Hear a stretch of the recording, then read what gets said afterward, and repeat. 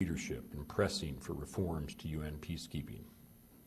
And I look forward to discussing that further this evening when I join Prime Minister May, Secretary Fallon, and other defense ministers for this important ministerial.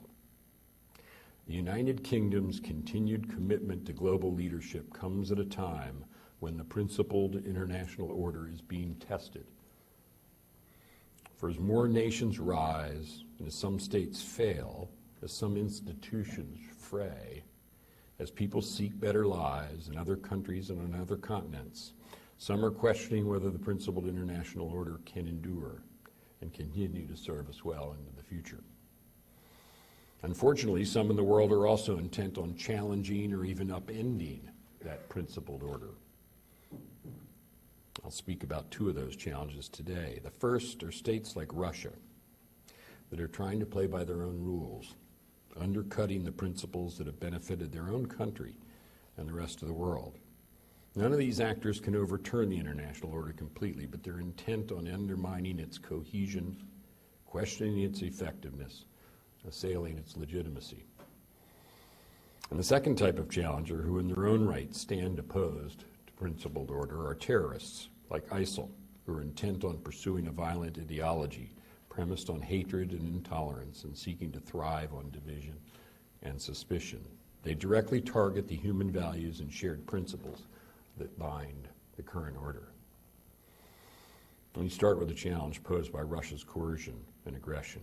Despite the progress that we made together in the aftermath of the Cold War, Russia's actions in recent years, its violations of Ukrainian and Georgian territorial integrity, its unprofessional behavior in the air, in space, and in cyberspace, as well as its nuclear saber-rattling, all have demonstrated that Russia has clear ambition to erode the principled international order that has served the United States, our allies and partners, the international community, and in fact Russia itself so well.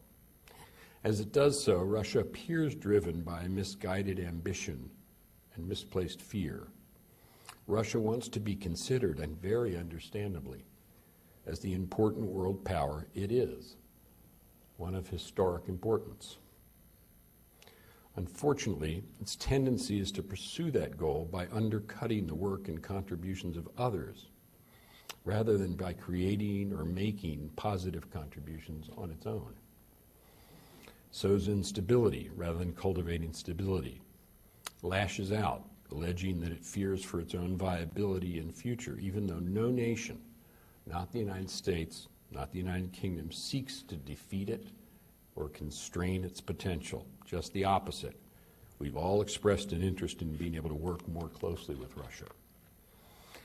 And in response to this behavior, the United States is taking a strong and balanced approach to address Russia's actions and deter Russian aggression against our allies. We're strengthening our capabilities, our posture, our investments, our plans, and our allies and partners, all the while keeping the door open to working with Russia wherever and whenever our interests align.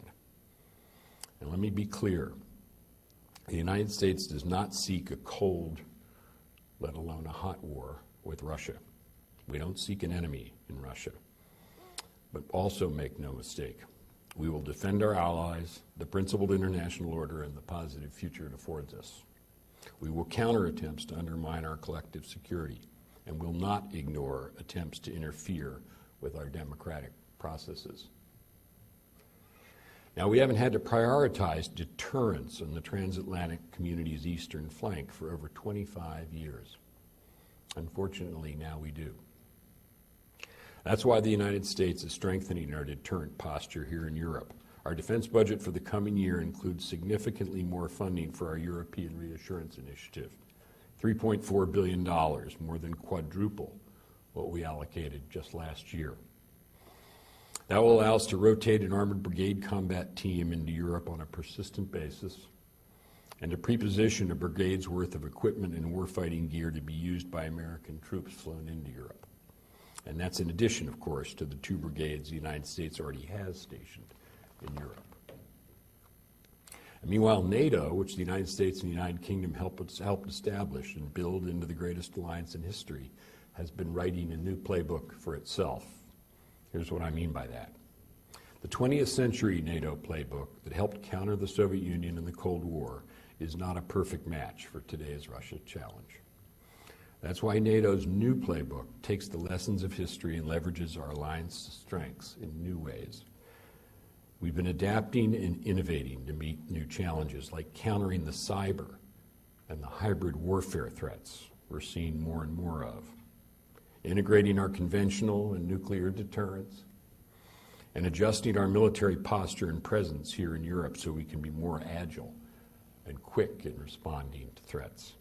For example, the United States, the UK, and our NATO allies have developed and exercised a very high readiness joint task force. It can deploy NATO forces on a 48 hours notice from multiple locations in Europe to any crisis on alliance territory. And this is a real innovation, one that combines the commitments from many members of the transatlantic alliance, the United States, the United Kingdom, and others, to respond to crises in Europe's east, in its south, or elsewhere. The UK's own Allied Rapid Reaction Corps will rotate in to spearhead this task force soon. NATO has also agreed to a persistent enhanced forward presence of 4 NATO battalions stationed in allied countries on its eastern flank, 1 each in Poland, Estonia, Latvia, and Lithuania. This past July, at the NATO summit in Warsaw, the United Kingdom announced that it will lead the battalion in Estonia, and the United States announced that it would lead the battalion in Poland. Additionally, NATO and its members, including the US and UK, are also providing support to partner countries like Ukraine and Georgia, both of which have seen their sovereignty and territorial integrity violated by Russia. We're helping them strengthen their capabilities for national defense, to improve their ability to work with NATO, to reform their defense institutions, all important in the face of Russian coercion and aggression. Of course, even as we take these prudent steps to guard against a revisionist and more aggressive Russia, the United States will continue to hold out the possibility that Russia could one day assume the role of a constructive and reliable partner. In fact, we've cooperated with Russia when it's been in our shared national security interest to do so, even recently, most recently, in fact, in preventing Iran from acquiring a nuclear weapon. In these past few weeks, America's Secretary of State, John Kerry, has been tirelessly testing the proposition for a true ceasefire in Syria with his Russian counterpart. Russia entered the Syrian tragedy saying it wanted to counter terrorism and end the civil war, which is the source of so much suffering, through a political transition. But what it has done is very different from what it said. Unfortunately, so far, Russia, with its support for the Assad regime, has made the situation in Syria more dangerous, more prolonged, and more violent. That has contributed to what President Obama this weekend called the gaps of trust that exist between our two countries. Nevertheless, our diplomatic team continues to test whether Russia will agree to take and then actually carry out the specific steps to attain a true ceasefire, and whether it is in fact willing and able to influence the Syrian regime towards a political transition that ends the civil war. Today's news out of Syria is not encouraging. The choice is Russia's to make, and the consequences will be its responsibility. Of course, there was a time in the years after the Cold War when Russia worked with the United States and other nations closely, contributing to the principled international order rather than undermining it. I know that, and I remember that personally. In 1995, for example, I negotiated with Russia's then defense minister so that Russia could help NATO bring peace to Bosnia, and also to establish a number of cooperative efforts together between the U.S. military and the Russian militaries, both of us then blinking in the bright light of the new potential to work to common purpose rather than needlessly at cross purposes. And I also worked in a very practical and successful manner with Russian defense officials to help limit the dangers of nuclear proliferation in the former Soviet states.